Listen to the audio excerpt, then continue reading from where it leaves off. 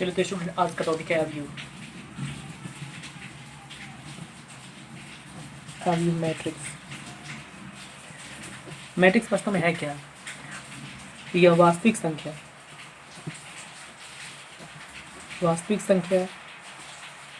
सम्मिश्र संख्या और फलनों का एक आयताकार क्रम विन्यास, जिसे सिर्फ अच्छा लगने के लिए आयताकार क्रम विन्यास है, मतलब ऐसे आयताकार क्रम विन्यास है, ठीक है, जिसे सिर्फ अच्छा लगने के लिए एक बड़े कोष्ठक के अंदर रखा जाता है। तो फिर नोट कर रहे हैं इस पॉइंट को कि मैट्रिक्स अवयव जो होता है वास्तविक संख्याओं, सम्मिश्र संख्या और फलनों का एक आयताकार क्रम विन्यास होता है, जिसे सिर्फ अच्छा लगने के लिए कोष्ठक के अंदर, आयताकार कोष्ठक के अंदर रखा जाता है। अब रियल नंबर का मतलब देखिए, एग्जाम्पल नंबर समझिए, एकदम डेफिनेशन का हर बात समझिए। वास्तविक संख्याओं और फलनों का, सबसे वास्तविक संख्याओं का अवयव को कैपिटल ABCD से सूचित करते हैं, ठीक है। तो ए इक्वल टू देखिए 1 2 3 4 5 6 1 5 7, कोई भी रियल नंबर ले लीजिए। तो अवयव देखा जाए तो वास्तविक संख्याओं का एक अरेंजमेंट हो गया। दूसरी बात देखिए, वास्तविक संख्या, सम्मिश्र संख्या, बी इक्वल टू ऐसा भी हो सकता है -i 0 i स्क्वायर। तो देखिए यहाँ पर देखा जाए तो ये सम्मिश्र संख्या हो गया, कॉम्प्लेक्स नंबर हो गया। NC इक्वल टू देखिए क्या लिखा है, फंक्शन में ऐसे भी आप लिख सकते हैं, फंक्शन यूज कर सकते हैं। f equal to cos x हो गया, फिर sin x हो गया, फिर sin x हो गया, फिर यहाँ पर क्या हो गया, cos x हो गया। ऐसे ही फंक्शन लिखा जाता है, ठीक है। तो ये बात समझ लीजिए कि मैट्रिक्स वास्तविक संख्याओं, सम्मिश्र संख्याओं और फलनों का एक आयताकार क्रम विन्यास है, जिसे सिर्फ अच्छा लगने के लिए एक बड़े कोष्ठक के अंदर रखा जाता है। आप अगर बड़े कोष्ठक को हटा के लिखेंगे तो गलत नहीं होगा, लेकिन देखने में अच्छा नहीं लगेगा, इसलिए इसको लिखा जाता है। देखिए प्रॉपर्टी अवयव के बारे में दो बात मतलब रिकॉग्नाइज कर लेना जरूरी है। सबसे पहली बात ये है कि अवयव का कोई मान नहीं होता है, अवयव का कोई मान नहीं होता है, मगर डिटरमिनेंट का मान निकलेगा। डिटरमिनेंट इसके बाद वाले चैप्टर में हमने आपको पढ़ाना है, ठीक है। सारणिक जो है मैट्रिक्स से ही उत्पन्न हुआ है, तो सबसे पहले मैट्रिक्स की जानकारी आपको होनी चाहिए। देन आफ्टर डिटरमिनेंट तो कुछ नहीं, इजी है, सब इजी है, पूरा +2 इजी है, सारा चीज़ ही इजी है दुनिया का, बस आपको उसमें करना लगन होना चाहिए करने का, ठीक है। तो कोई मान नहीं होता है। दूसरी बात है कि आप इसको आयताकार या वर्गाकार के किसी भी रूप में लिख सकते हैं, और कुछ नहीं भी देंगे तो गलत नहीं होगा, वो सही है। तो सिर्फ अच्छा लगने के लिए, दूसरी बात सिर्फ अच्छा लगने के लिए क्या रखा जाता है, इसको इससे कोष्ठक में घेर दिया जाता है कि 6 7 8 या बहुत सारे ऐसे कोष्ठक में दिया रहता है, ठीक है। ऐसे कोष्ठक या ऐसा कोष्ठक दोनों बहुत एक ही बात है। तो सारणिक का मान होता है, लेकिन डिटरमिनेंट मैट्रिक्स का कोई मान नहीं होता है। फिर से एक बार समझ लीजिए, सारणिक नहीं है, अवयव वास्तविक संख्याओं, सम्मिश्र संख्याओं और फलनों का एक आयताकार क्रम विन्यास है, जिसे सिर्फ अच्छा लगने के लिए एक बड़े कोष्ठक के अंदर लिखा जाता है। और वास्तविक संख्याओं का एक एग्जाम्पल हो गया, यहाँ पर सम्मिश्र संख्याओं का एग्जाम्पल हो गया कॉम्प्लेक्स नंबर का, और यहाँ पर हो गया फंक्शन का एग्जाम्पल। यहाँ पर एक साइन एक्स है तो यहाँ पर cos x है, साइन एक्स, यहाँ पर t लिख देंगे तो यहाँ पर t लिख देंगे। x का फंक्शन है दिया गया मैट्रिक्स। ओके, चलिए आगे बढ़ते हैं।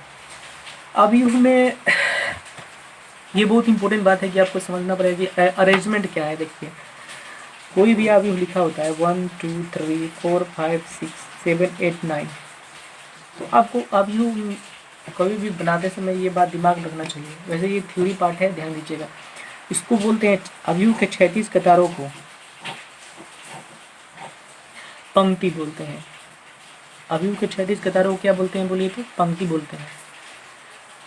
तो यहाँ पर पंक्ति नंबर, ये रो इंग्लिश में बोलते हैं इसको, रो नंबर 1 हो गया, ये रो नंबर क्या हो गया 2 हो गया। स्टूडेंट रो ही इसको बोलेगा, पंक्ति मत बोलेगा, पंक्ति तो आपको आता ही है। इसको रो नंबर कितना है बोलिए तो 3, रो नंबर 3। इसमें समझिएगा अवयव के 36 कतारों को क्या बोला जाता है, पंक्ति बोला जाता है। ये बात याद रखिए, पंक्ति का इंग्लिश क्या होता है, रो। चलिए सब कुछ करना चाहिए, ठीक है, मतलब इंग्लिश हो या कोई भी उसको सब समझिएगा, तो टर्मिनोलॉजी आपको मैट्रिक्स में कोई दिक्कत नहीं होने वाला है, ठीक है। इसके बाद मैं आपको बताने वाला हूँ रो हो गया, चलिए ठीक है। अब इसी में फोकस कीजिएगा इस तरह का। ये है स्तंभ। इसको डेफिनेशन कैसे देंगे और डिफाइन कैसे करेंगे आप लिख लीजिएगा। अवयव के उदर कतारों को, अवयव के जो भी उदर कतार होते हैं उनको क्या बोलते हैं, स्तंभ बोलते हैं, और उनको कॉलम बोला जाता है इंग्लिश में, QLEMN। तो कॉलम नंबर ये ए है, ये कॉलम नंबर 2 है, ये कॉलम नंबर क्या है बोलिए, तो 3 है, 1 2 3 हो गया।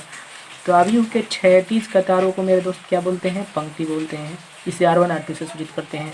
अवयव के उदर कतारों को क्या बोलते हैं, स्तंभ बोलते हैं, जिसे कॉलम बोलते हैं। जिसे सूचित करते हैं C1 C2 C3, मतलब बेसिकली C से सूचित करते हैं। 1 लिखने का मतलब कॉलम नंबर फर्स्ट, 2 लिखने का मतलब कॉलम नंबर 2, और 3 लिखने का मतलब ये होता है कॉलम नंबर 3। तो अवयव में वास्तव में आपको रो और कॉलम समझ में आ गया। चलिए एक एग्जाम्पल के जरिए मैं आपसे पूछता हूँ कि बताइए कि इसमें रो कॉलम कितने हैं। चलिए स्टूडेंट ये बताइए कि इसमें रो कितने हैं, कॉलम कितने हैं। ये रो 1 हो गया, ये रो 2 हो गया, ये रो 3 हो गया, ये 4 हो गया। उम्मीद करते हैं कि आप ये रो कॉलम बता दिए होंगे कि रो नंबर 4 कुल कितने रो हैं, 4 हैं। चलिए ठीक है।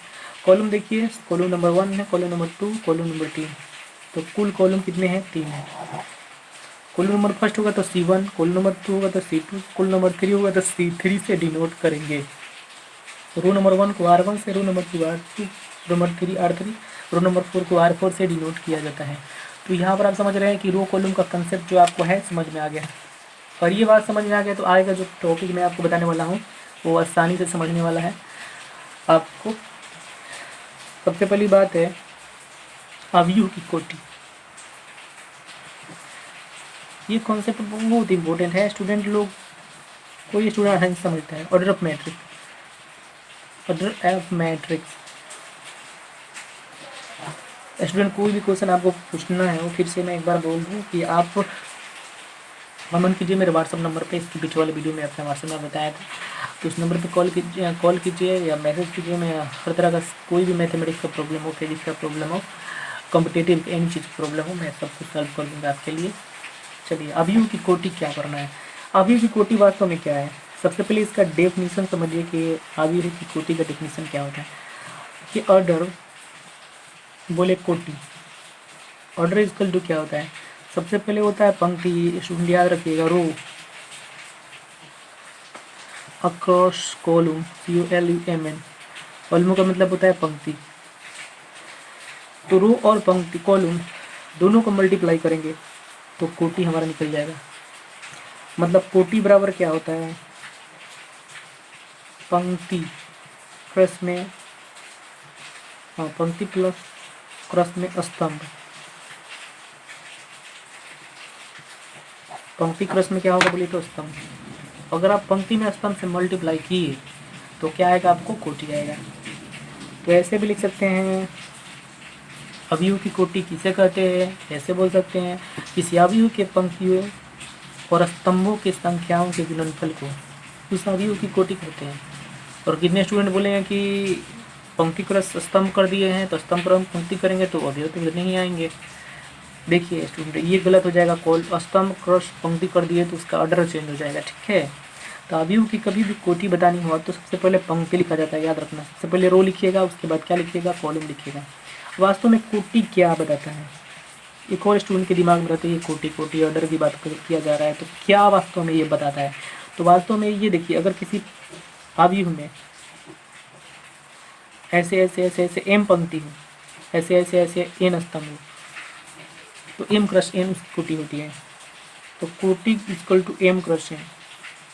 इसका मतलब ये होता है कि एम क्रस एन जैसे मल्टीप्लाई कीजिएगा कुल अवयवों की संख्या निकलेगा। कितनी एंट्रीज है इसमें, अगर कुल अवयवों की संख्या ज्ञात करनी हो तो आपको एम क्रस एन कर देना है, बस आपका अवयव की पंक्ति की संख्या निकल जाएगी। तो सबसे पहले लिखेंगे पंक्ति, फिर बाद में स्तंभ लिखेंगे। और कैसे लिखा जाता है मैं आपको भी बता रहा हूँ।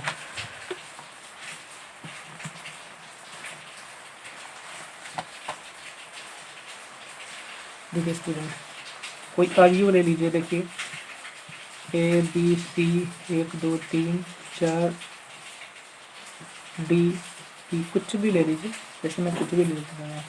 ए बराबर में देखिए, सबसे पहले स्टूडेंट ये बताइए कि इसमें पंक्तियों की संख्या सबसे पहले काउंट कीजिए, R1 R2 R3 C1 C2 C3। स्तंभों की संख्या भी 3, पंक्तियों की संख्या 3। तो यहाँ पर कोटि हमेशा यहाँ पे लिखा जाता है। सबसे पहले पंक्ति 3 तो 3, स्तंभ 3 तो 3। इसका मतलब कि इस मैट्रिक्स की कोटि है 3x3। आपको पूछेगा how many numbers of entries in this matrix, कितने एंट्रीज हैं, कुल कितनी प्रविष्टियाँ हैं, कुल प्रविष्टियों की संख्या। प्रविष्टियों की संख्या आपको ज्ञात करनी है तो ऐसे कर देंगे 3x3 मल्टीप्लाई कर देंगे, 3×3 कितना हो जाएगा 9। तो स्टूडेंट ये बात समझ रहे हैं। किसी भी अवयव की कोटि मुझे ऐसे लगा है कि आप निकाल दीजिए। चलिए एक और अवयव में आपको देता हूँ, उसकी कोटि आप खुद ज्ञात कीजिए। 4 6 1 5 4 3 2 6 1 2। चलिए स्टूडेंट इसकी कोटि बताइए। कोटि हमें से यहाँ पर बताया जाता है, बार बार R1 R2 मत लिखिएगा। यहाँ पे मैं पढ़ाता हूँ तो मैं लिखता हूँ, आपको ऐसे डायरेक्ट लिख देना, ठीक है। सबसे पहले पंक्ति लिखेंगे 1 2 3, पंक्तियों की संख्या 3, स्तंभों की संख्या 1 2 3 4 4 रहा है तो 4+3 लिख देंगे। तो नंबर ऑफ इंट्रीज, इंट्रीज का मतलब होता है प्रविष्टियों की संख्या कितनी है। 3+4 कर देंगे तो चढ़ते हैं, कितना हो गया 12। मतलब इसमें 12 एलिमेंट है। एक रो में 4 तो 3 रो में कितने हो जाएंगे, चढ़ती हैं 12 को ही बता सकते हैं, ठीक है। लेकिन कभी भी कोटि लिखते समय आपको पहले पंक्ति लिखना है, बाद में क्या स्तंभ लिखना है, पहले रो फिर बाद में कॉलम को मल्टीप्लाई कर देना है। चलिए एक और देखते हैं। चलिए स्टूडेंट ये बताइएगा आप कि इसकी कोटि क्या है। 10x माइनस में sec x sin x cos x। चलिए स्टूडेंट बताइए कि इसकी कोटि क्या है। उम्मीद करते होंगे आप बता दिए होंगे और आपका आंसर भी सही होगा। सबसे पहले पंक्तियों की संख्या लिखते हैं, R1 R2। 2 पंक्ति हैं तो 2 पंक्ति लिख लेंगे। स्तंभों की संख्या 1 2 3 तो यहाँ पर 3 लिख देंगे। फिर नंबर ऑफ इंट्रीज कितना है, नंबर ऑफ इंट्रीज का मतलब फिर बताते हैं स्टूडेंट, प्रविष्टियों की संख्या ऊपर मैं लिख चुका हूँ। प्रविष्टियों की संख्या 2+3 कितना हो जाएगा बोले तो 6 हो जाएगा। 1 2 3 4 5 6। चलिए तो स्टूडेंट यहाँ पर कोटि आपको लिखने आ गया, ठीक है। अब मैं आपको बहुत इंपॉर्टेंट बात शेयर करने वाला हूँ। अवयवों का नामकरण कैसे किया जाता है, nomenclature, CLATURE, nomenclature of elements of matrix। देखिए किसी मैट्रिक्स के अवयवों का नामकरण, अवयव के अवयवों का नामकरण। देखिए अवयव के अवयवों का नामकरण कैसे किया जाता है, सिंपली तरीके से आप कर सकते हैं, कुछ नहीं है। देखिए सबसे पहली बात है यहाँ पर मान लेते हैं B मान लेते हैं, यहाँ पर भी B मान लिए, यहाँ पर B मान लिए। सबसे पहले देखिए स्टूडेंट अवयवों को लिखने के लिए सबसे पहले पंक्ति लिखा जाता है। ये कौन सा पंक्ति है बताइए मेरे दोस्त, पहला पंक्ति है तो पहला पंक्ति पहला पंक्ति पहला पंक्ति, कोई दिक्कत नहीं है। यहाँ पर भी मैं आपको समझा रहा हूँ, दूसरा पंक्ति दूसरा पंक्ति दूसरा पंक्ति, तीसरा पंक्ति तीसरा पंक्ति और तीसरा पंक्ति। इसमें स्टूडेंट को कोई दिक्कत नहीं है।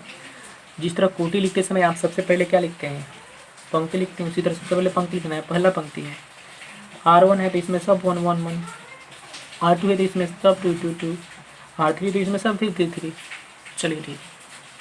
अब स्तंभों की संख्या लिखना है तो स्तंभों की संख्या ये C1 है, 1 है तो सब में 1 1 1, ये C2 है तो सब में 2 2 2, ये C3 है तो सब में 3 3 3। बस हो गया। इसको पढ़ेंगे कैसे, इसको ऐसे पढ़ा जाता है B1 1 का मतलब है फर्स्ट रो एंड सेकंड के लिए एंड फर्स्ट कॉलम माने पहला पंक्ति पहला स्तंभ, पहला पंक्ति पहला स्तंभ, पहला पंक्ति पहला स्तंभ। कौन है मेरे दोस्त, ये है। इस तरह आप समझ सकते हैं। सभी अवयवों को मैं आपको यहाँ पर नोटिस करवा देता हूँ। देखिए पहला पंक्ति दूसरा स्तंभ, पहला पंक्ति तीसरा स्तंभ, इसे पहला पंक्ति में तो सब है। ये हो गया दूसरा पंक्ति पहला स्तंभ, दूसरा पंक्ति दूसरा स्तंभ, दूसरा पंक्ति तीसरा स्तंभ, तीसरा पंक्ति पहला स्तंभ, तीसरा पंक्ति दूसरा स्तंभ, तीसरा पंक्ति तीसरा स्तंभ। इसकी कोटि देखा जाए तो 1 2 3 3 हो गया, रो और कॉलम में भी 3 हो गया, तो 3 क्रॉस 3 मैट्रिक्स हो गया। तो स्टूडेंट समझ में आ रहा होगा आपको कि वास्तव में करना क्या है। अब चलिए कुछ एलिमेंट की आपको रिकॉग्नाइजेशन करा दी। इस पर recognization of elements of matrix, matrix के अवयवों की पहचान, मैट्रिक्स के अवयवों की पहचान। अवयवों की पहचान कैसे किया जाता है स्टूडेंट, बहुत इंपॉर्टेंट है, स्थान है। देखिए अगर हमने यहाँ पे लिखा 4 3 1 2 1 5 -1 4 3 1, चलिए मैं आपको वर्क देता हूँ, आप खुद कीजिए, समझ में आएगा। मैं आपको बोलूँगा A11 क्या होगा, A21 क्या होगा, A31 क्या होगा, ये बताना है। उसके बाद क्वेश्चन नंबर फर्स्ट में ये, सेकेंड नंबर 2 कोटि बताना है। कोटि का मतलब होता है ऑर्डर, ऑर्डर बता दीजिए यहाँ पे। चलिए ठीक है। A11 पहला पंक्ति पहला स्तंभ, पहला पंक्ति पहला स्तंभ कौन है, 4 है, तो 4 लिख देंगे। दूसरा पंक्ति पहला स्तंभ, दूसरा पंक्ति पहला स्तंभ कितना है, 2 है। तीसरा पंक्ति पहला स्तंभ, तीसरा पंक्ति पहला स्तंभ कितना हो गया, -4 हो गया। यहाँ पे ऑर्डर लिखना है। ऑर्डर में आप जानते हैं पहले पंक्तियों को लिखते हैं 1 2 R1 R2 R3, पंक्तियों की संख्या 3, स्तंभों की संख्या भी कितनी है, 3 है, तो 3 + 3 3 जा कितना हो जाएगा, 9 हो जाएगा। तो उम्मीद करते हैं ये बात आपको समझ में आई होगी। स्टूडेंट मैं अभी इसके आगे भी मैं आपको बताऊंगा अभी के प्रकार कैसे होते हैं, सिंपल है, मैं थोड़ा बता भी देता हूँ, कोई बात नहीं है, देख लीजिए। नोट में एक बात, नोट में इस तरह लिखते हैं, सही रहेगा।